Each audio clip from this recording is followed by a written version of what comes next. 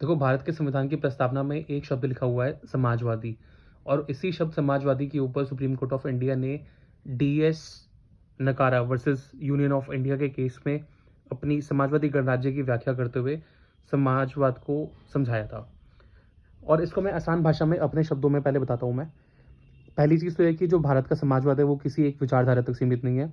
ये जो समाजवादी विचारधारा भारत के अंदर है, ये मार्क्सवाद और गांधीवाद दोनों का मिश्रण है, और ज़्यादातर गांधीवाद की तरफ झुका हुआ है।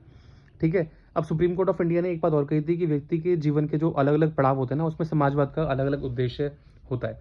फॉर एग्जाम्पल, जब बचपन है और जो शिक्षा का दौर है, उस समय समाजवाद का उद्देश्य क्या है कि हर व्यक्ति को पढ़ाई का पूरा मौका मिले, और ये ना हो कि गरीबी में कोई बच्चे की पढ़ाई छूट जाए। जिस उम्र में उसको पढ़ना चाहिए वो उसमें मजदूरी कर रहा है, मेहनत कर रहा है। ठीक है। और सिर्फ अमीरों के बच्चे ही पढ़ रहे हैं, गरीबों के बच्चे पढ़ नहीं पा रहे हैं क्योंकि उनके पास जो रिसोर्सेज है उनकी कमी है। तो इसका मतलब समाजवादी राज्य की अब प्राथमिकता होगी इस समय कि जो बच्चे की पहली क्लास से लेकर पीएचडी तक की भी आप ये मान के चलो कि मुफ्त शुल्क शिक्षा या निःशुल्क शिक्षा भी ये सरकार का दायित्व बनता है या राज्य का दायित्व बनता है कि ये प्रोवाइड कराए। ठीक है। अब जब शिक्षा पूरी हो जाती है तो हमारा टाइम आता है कि हम लोग अब अर्निंग करें, यानी कि आजीविका कमाने का समय आ गया। अब इसमें समाजवाद का क्या मतलब है कि आपको लिंग के आधार पर, जाति के आधार पर, धर्म के आधार पर, रंग के आधार पर ऐसा ना हो कि कोई भी डिस्क्रिमिनेशन देखने को मिले।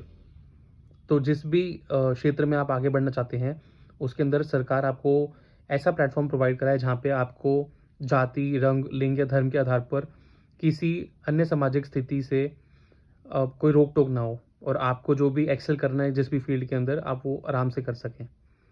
फिर इंसान बूढ़ा हो जाता है, तो बूढ़ा होने में क्या होता है, अपने बीमारियाँ आती हैं, शरीर आपका फिजिकली भी कमज़ोर हो जाता है, आपकी सोचने समझने की शक्ति भी कम हो जाती है। तो उस समय आपको कमाने का शरीर आपका नहीं रहता उस समय। तो ऐसे में समाजवादी सरकार की क्या नीति होनी चाहिए कि जो बूढ़े लोग हैं हमारे समाज के, या जिन्होंने मेहनत करके ज़िंदगी भर कुछ ना कुछ कंट्रीब्यूशन अपने मेहनत अपनी अकॉर्डिंग उन्होंने समाज के लिए किया है, उनका बुढ़ापा अच्छे से गुजरे।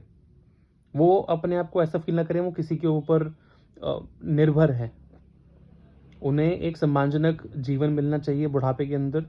स्वास्थ्य संबंधी जो भी सुविधाएं पैसे पैसों को मुहैया करानी चाहिए। उन्हें भय से मुक्ति हो, इच्छा से मुक्ति हो, और मनोरंजन के लिए समय मिले।